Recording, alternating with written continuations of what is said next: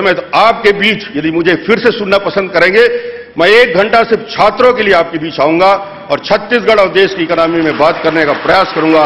आज तो समय कम है, बहुत बड़े बड़े लोग बैठे हैं, इसलिए आप सबको उस युवा पीढ़ी को जो मेरे सामने बैठी है, जो देश का भविष्य है, जिन्होंने हिंदुस्तान ने दुनिया के सामने युवा वर्ग ने क्रांति लाई है। बुजुर्ग कहा करते हैं कि बच्चों की बाल और बच्चों को चाल देख के युवा पीढ़ी को कहते हैं कि जवाबदार नहीं है, मगर मैं इस पूरी जवाबदारी से कहना चाहूंगा, हिंदुस्तान की युवा पीढ़ी, यहां बैठी हुई पीढ़ी दुनिया के सबसे बेहतर युवकों की पीढ़ी हमारे सामने हिंदुस्तान में, जिनमें दुनिया को जीतने की ताकत है। इस युवा पीढ़ी में दुनिया को परिवर्तन करने की क्षमता है हमारे युवा पीढ़ी में। और आज अमेरिका और यूरोप के लोग यदि डरते हैं तो हिंदुस्तान की मेरे सामने हुई बैठी हुई युवा पीढ़ी से कि आके वहां के सारे रोजगार, वहां के सारे इंडस्ट्री, सारे के सारे खान में कब्जा ना कर ले और दुनिया को जीतने वाले युवा पीढ़ी मेरे सामने बैठी है। मैं आपको नमन करता हूं, आपका सम्मान करता हूं। इसी गर्मी के साथ, इसी ऊर्जा के साथ, इसी ताकत के साथ हिंदुस्तान को आगे बढ़ाना है। अब हिंदुस्तान को दुनिया के सबसे शक्तिशाली राष्ट्र और विश्व गुरु बनाने में दुनिया की कोई ताकत नहीं रोक सकती। ये मैं पूरी चुनौती के साथ आपके सामने आपकी ओर से बोल रहा हूं और मुझे आज इतना बड़ा सम्मान दिया। मैं कोशिश करूंगा इस सम्मान के काबिल में आने वाले समय में कुछ काम कर सकूं। मैं आपको धन्यवाद देना चाहता हूं। शायद मुझे जीवन में काम करने के लिए आपने दिशा दिया है कि डॉक्टर रमन इस दिशा में चलो। मैं कोशिश करूंगा कि जो सम्मान मुझे मिला है उसके अनुरूप आने वाले समय में मैं बेहतर तरीके से और अच्छे तरीके से राजनीति कर सकूं। बहुत बहुत धन्यवाद।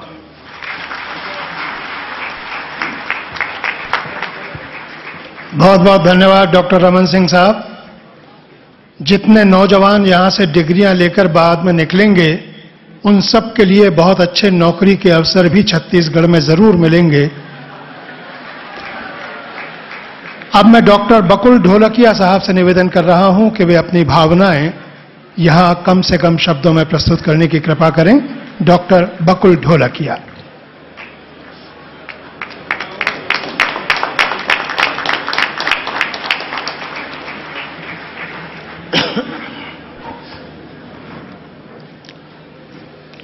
Honorable Chief Justice Shri K.G. Balakrishnan, Shri T.N. Session, Dr. Mashelkar, Professor Vishwanath Karad, Honorable Chief Minister of Chhattisgarh Dr. Raman Singh, Shri Jay Panda, Honorable Member of Parliament, Shri Rajdeep Desai, Shri Rahul Karad, Shri Vijay Bhatkar, distinguished invitees, the large number of students present here, ladies and gentlemen.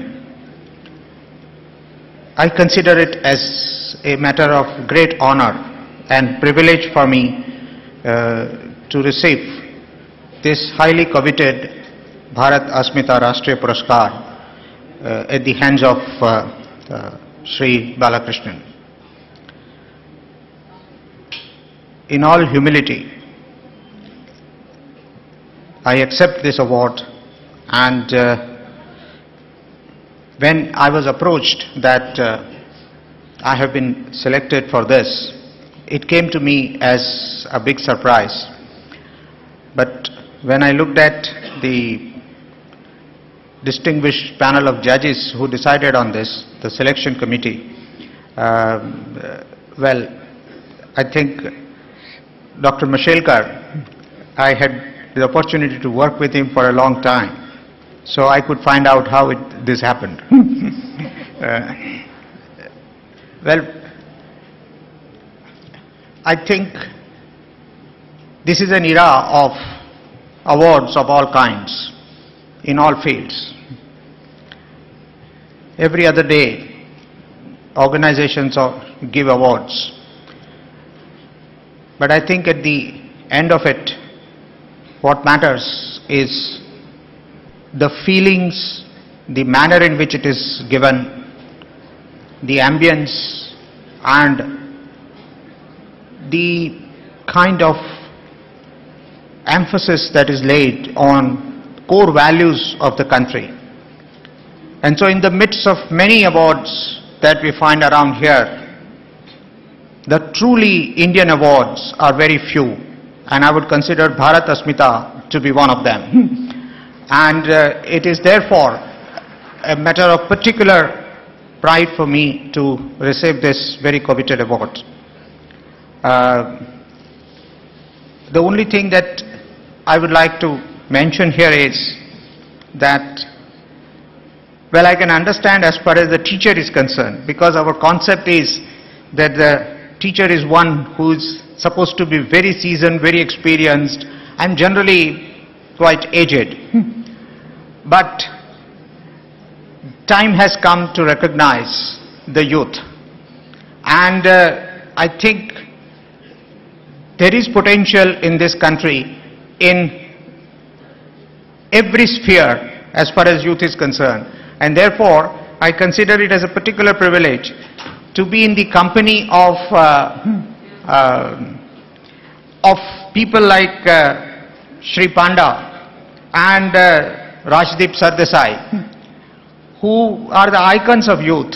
And I'm sure that the future of this country is very bright. Let me conclude by saying that the 21st century definitely belongs to India. I have no doubt about that. And education and skills is something that is going to drive our journey towards excellence in the international field.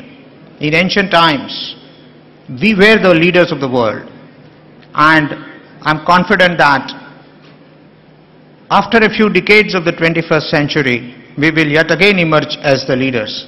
And the Asmita of this great nation is going to be internationally known, and all that is going to happen because of the tremendous power of youth that we have.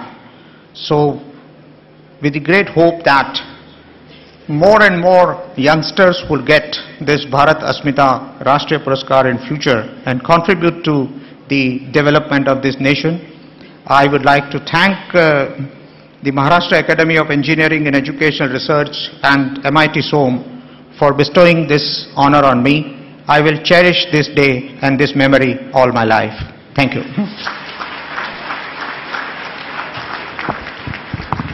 बहुत बहुत धन्यवाद बकुल ढोलकिया साहब। इससे पहले कि जयश्री जी अगले वक्ता को बुलाएं, आप लोगों के बीच गांधी जी का रूप लिए हुए एक व्यक्तित्व आए हैं। ये अमेरिका के गांधी कहलाते हैं और अभी जो विश्व शांति सम्मेलन यहां चल रहा था, उसमें कल के मुख्य अतिथि के रूप में भी यहां रहे। पिछले 50 साल से ये लोक सेवा में लगे हुए हैं और इस समारोह के लिए तथा जो कल समारोह हुआ था उसके लिए विशेष रूप से अमेरिका से यहां तक आए हैं। मैं चाहूंगा जोरदार तालियों से इस अमेरिकन गांधी का स्वागत किया जाए।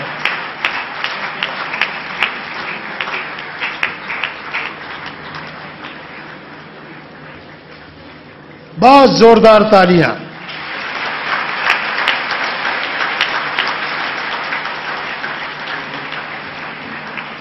ये ऐसे गांधी हैं जिनके हाथ में लाठी नहीं है तो डरने की जरूरत नहीं है।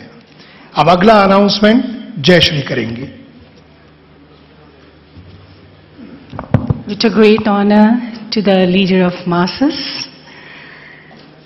To continue with this leadership, I invite a player from a rich heritage. I request him, who's been successful in every event and every inning of his life, to deliver some feelings and thoughts to all of us.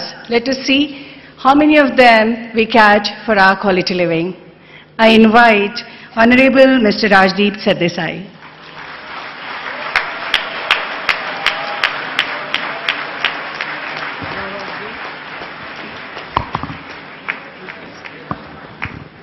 Thank you very much. Honorable Chief Justice, Principal Karad, Rahul Karad ji, Mr. Seshan, my fellow awardees and friends and students of Pune. पहले तो मैं कहूंगा कि मुझे नहीं लगता कि मैं इस अवार्ड के काबिल हूं, खास करके क्योंकि इतने बड़े बड़े हस्तियों के साथ अवार्ड मिलना ये अपने आप में एक बड़ी बात है। मैं जानता हूं रमन सिंह जो काम छत्तीसगढ़ में कर रहे हैं वो बहुत बड़ा काम है। बकुल धोलकिया जी ने जो आईआईएम में किया है वो वाकई काबिल तारीफ है। जो जय पांडा उड़ीसा में कर रहे हैं और पार्लियामेंट में कर रहे हैं वो बड़ी बात है। मीडिया जो है वो इस तरह का काम नहीं कर पाती, मीडिया सिर्फ आलोचना करती है। और मैं ये भी जानता हूं कि आज धीरे धीरे आप सब लोगों का विश्वास मीडिया से हट रहा है, क्योंकि ज्यादातर लोगों को लगता है कि मीडिया जो है वो केवल क्रिकेट, सिनेमा और क्राइम के बगैर और कुछ दिखाती नहीं है, न किसी और चीज में रुचि रखती है।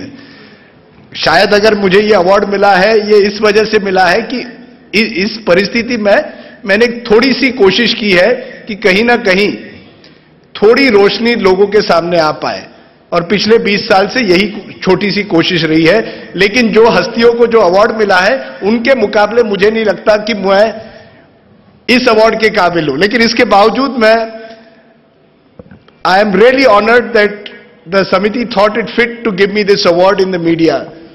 और ये मेरे लिए खास करके पुणे में ये अवार्ड मिल रहा है, महाराष्ट्र में मिल रहा है, इस बात का मुझे ज्यादा गौरव है।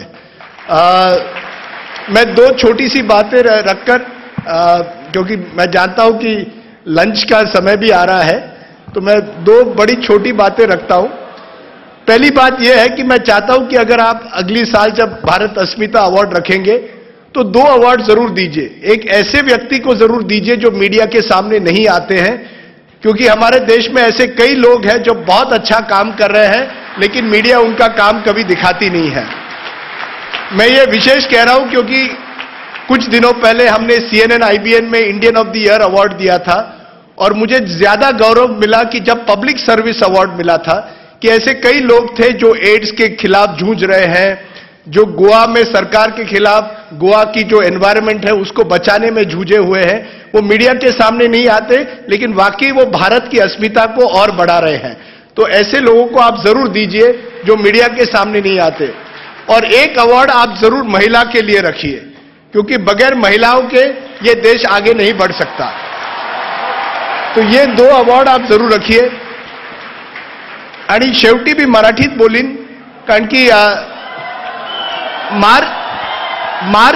मार्च एप्रिलच्या महिन्यात आम्ही एक चॅनल आणतोय, IBN लोकमत, एक न्यूज चॅनल आणणार आहेत। कारण की माझं एक स्वप्न होतं की महाराष्ट्राच्या लहानच्या लहान गावीत हे चॅनल जाईल आणि लोकांना हे चॅनल पसंत होईल आणि आपण ह्या चॅनलला पूर्णपणे आशीर्वाद देणार, हीच माझी विनंती आहे। IBN लोकमत मार्च एप्रिल मध्ये पुणेत नाही पण पूर्ण महाराष्ट्रात नंबर 1 चॅनल होणार आहे आणि आपला आशीर्वाद पाहिजे। बस, थँक्यू, धन्यवाद या अवॉर्डसाठी। आणि माझं एकच स्वप्न आहे कि मराठीतच नहीं बट इन एवरी लैंग्वेज, हर भाषा में मैं चाहता हूं कि एक न दिन IBN एक चैनल आपके सामने लाए जो जर्नलिज्म करे, जो पत्रकारिता करे, केवल अंग्रेजी में नहीं, लेकिन हम छत्तीसगढ़ में भी एक दिन चैनल लाएंगे, ये आपको हम विश्वास देते हैं। Thank you.